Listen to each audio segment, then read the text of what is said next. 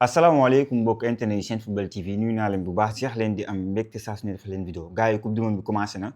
souvent damay gis ci commentaire yi Mouhamed bul wax rek équipe nationale yeneen match yi si la bokk mais nag man match choc yi laay tànn seetaan ko soog ci wax xam nga donc comme tey pour man mooy match choc bi mu doon xaar quoi mooy Brésil contre Maroc mu nekk match boo xam ne dafay intéressé Sénégalais yëpp li ko waral nag mooy Maroc bi ñu dajoon final mu bëri ñu ne final ñoom ñooy champion d'Afrique et tout te Sénégalais yëpp tey brésilien lañ faral moom c'est malheureux mais c'est comme ça quoi donc marocain boo xoolee dans le passé je me rappelle coupe du monde bi mujj Sénégalais boo gis mu si match bi Maroc la faraloon ba ni mu demee demi-finale ñëpp amoon si déception donc mais après contexte bi li fi jot a xew même coupe d'Afrique bi ñoom marocain ñu leen doon faral mais gis nga football parfois dafa faral di boole mais xàjjale na ñaari dëkk yu xamante ne man damay wax bi ma dalee séance football léegi équipe naar yi xamante ne mënu ma doon supporter c'est Algérie c'est Tunisie mais Maroc souvent dama leen mas faral de par histoire bi ñu bokk ak ñoom quoi xam nga donc ak Sénégalais yi ni ñu fa bëri jàmm nga seetaan si documentaire yi dul jeex marché Médina bi ma dem découvrir que dama nga daan gis si ay télé rek daan ko gis si ay internet ak ay documentaire donc pour te dire relation bu ak marocains yi fa nekk Sénégalais yi fa nekk bëri fa marocains yi tamit fii la ñu jàngee médecine si université donc Cheikh Anta Diop ñëw jàmm génne fii ñu bëri marocains yi bëri fi quoi ñu amoon relation yu doy waar mais malheureusement li ñu def suñu supporters yi ak ñu ñu doxalee par rapport ak bëgg a jël coupe d'Afrique si papier voilà au football instant personne n'aime le Maroc donc man dama tey ñëpp Brésil lañ faral maintenant loolu taxul nag bul dugg dans le sentiment tey Maroc a très bien joué te ñëpp Boadi la ñuy wax mais même l'autre milieu a très bien joué parce que boo xoolee Boadi ñu ko noté 6 l'autre on l'a ñu ko def sur 7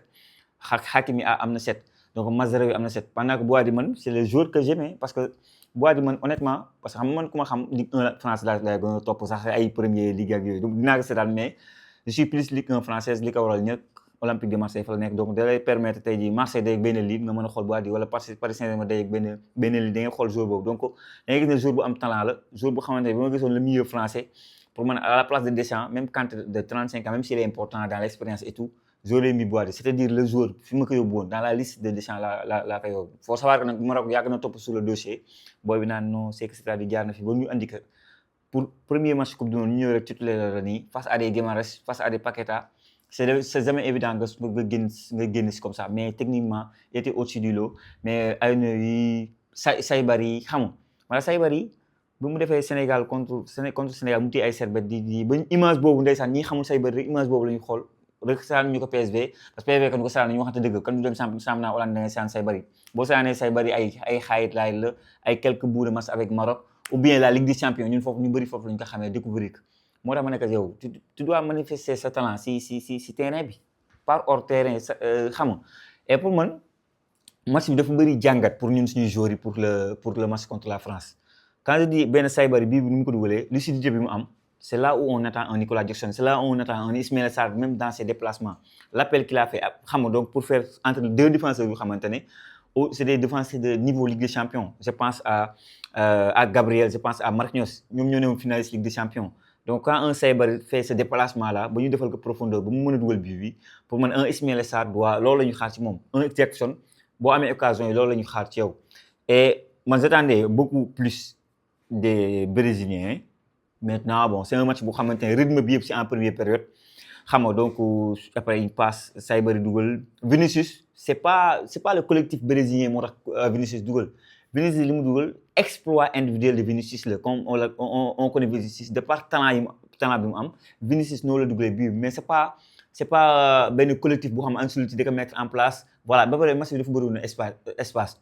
et souvent équipe maghrébin de manière générale peut-être Maroc moo si gën a fës mais équipe maghrébin de manière générale le football en Europe peut-être lay gën a feeñ que en Afrique il fait la chaleur physiquement les équipes sont costauds la plupart ils jouent en bloc bas donc équipe bi du ñu génnee te regarder les yeux dans les yeux football ak yow en Europe gars yi dañuy jouer Brésil amul bu taxaw Maroc ne damay taxaw samay kan nanga damay jouer en contre certes pas bi c'est quelqu'un bu xamante ne très tactique moom Ancelotti mais c'est quelqu'un aussi bu xam ne day laisser le jeu par le passé wane na ko Everton wane na ko si ay petits équipes yu gën a ndaw Napoli wane na ko Real Madrid à un moment day laisser équipe ils vont jouer mais franchement il y avait des jours yu xamante ne dama amoon su ñoom ay attentes gisuma ko Igor Thiago franchement je vous dis bu ñu woowee João Pedro ñu bëri doon kaas di ma ne saa yéen kii xanaa lañ ko beneen foofu c'est un attaquant costaud un attaquant qui fait le pressing un attaquant qui est capable de marquer 20 buts en Premier League mais c'est un attaquant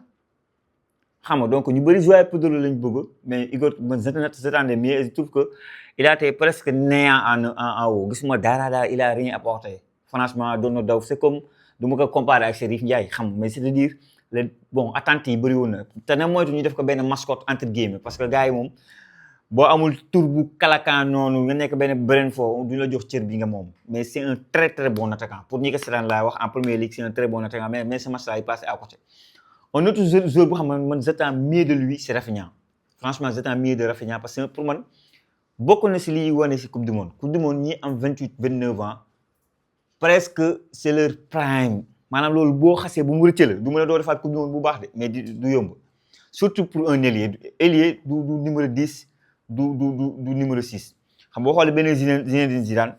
bu mu amee 34 ans bàyyi naa Real Madrid si mois yi topp noonu yëpp da doon entraînement yu métti pour nekk au top boo xoolee espagnol yi yéen a ngi fàttali le match en 2006 espagnol da ko doon wax adios Zidane nekk de Zidane entraîné wu na préparé wu na coupe du monde bi il avait 34 ans mais bi mu dee ñoom Puyol xaw lekk rek la leen deful bu dee waa ñoom Brésil bu xamante ne Brésil la Ronaldo Juninho Roberto Kaká Ronaldinho ñooñu ñëpp mu lem équipe bu Brésil boobu man pour man est-ce que daatu na amati classement boobu c'était le mais yaa ma gën a xam mais Zidane il avait tellement préparé ce coupe du monde là il a répondu présent mais pour un ailier c'est différent pour man ailier dañu soxla vitesse dañu soxla explosivité moo tax à l'âge de 27 28 ans sa prime nga nekk boo tojul coupe du monde boobu 4 ans après rien ne te dit que da nga fiy nekk maanaam tey jii benn Rafinha mu ngi si digg na ndam 28 29 ans il doit être là il doit faire benn coupe du monde bu mag parce que 4 ans après yeneen jeunes brésiliens ñu ngi ñëw sans compter Estevão Rodrigo tout ça ay jeunes te ñoo ngi wax nii maa ngi gis doomu Robinho bi moo ngi Santos moo ngi toj bul xam suba ban yenn brésiliens yooyu ñëw donc te lii valable pour Rafinha moom souvent loolu laay wax pour Ismaïla Sarr si digg na ndam la nekk s'il fait pas un bon coupe du monde n'attend pas après 4 ans pour nga ne man la Ismaïla Sarr damay ñëw non boobaa les Ibrahima Mbaye les Mamadou Diakhone tous ces jeunes là ñoo ngi ñaan Yaya Jammeh ñoo ngi ñaan benn Amara Diouf mu yéegal niveau bi jeunes yooyu ñoo fa war a nekk donc Rafinha man j'attendais franchement mieux de par prestation parce que c'est un joueur qui en veut quoi défensivement il est bon mais peut-être blessure bi moo ko kii xam nga climat bi peut-être il faut mu adapté wu mais j'attendais mieux franchement mieux terrain bu Brésil man rien d'extraordinaire souvent gars yi dañuy commenter non le milieu terrain France demeewul noonu mais s'il y a un milieu terrain boo xamante ne demeewul noonu mu des ay tours c'est plutôt le milieu terrain brésilien à part Guimarães que je trouve très intéressant Casemiro a fait une très belle saison mais c'est plus le Casemiro de Real Madrid avec Modric ak ñooñu le grand Casemiro bi nga xam ne dañoo wax c'est le meilleur milieu terrain de défense ce n'est plus ce Casemiro là Casemiro boo xamante ne c'est avec l'expérience lay motal li mu mën donc voilà Guimarães da moo fi am benn niveau Paqueta il est passé à côté Paqueta def na match mais il est passé à côté de par note yi ngay xool rek voilà maintenant boo jëlee l'essentiel du match foofu laa terminé boo xoolee les Brésiliens ont fait plus de fautes ont fait plus de passes maa ngi xool 500 passes quand même là où peut-être Marocains yi ñu ngi tiré 14 fois pour 4 cadrés ñu ngi koy waxee Brésiliens c'est 12 tirs 2 cadrés c'est-à-dire Brésiliens ils n'ont pas inquiété pas plus pas moins Bounu il était là xam moo tax dama gis ne bii bi xamante ne Vinicius dugal na ko c'est un bii bu xamante ne exploit individuel maanaam du lu xamante ne Ansu dafa ñëw def ko à l'entraînement nii la ñuy def circuit de passe nii la tiki taka Vinicius non Vinicius moo jël ay responsabilités xam na mëne nañ ko 1-0 là où on attend le Brésil ak un grand joueur c'est ça Neymar loolu la doon def Brésil c'est pas pour nous donner le meilleur buteur de l'histoire du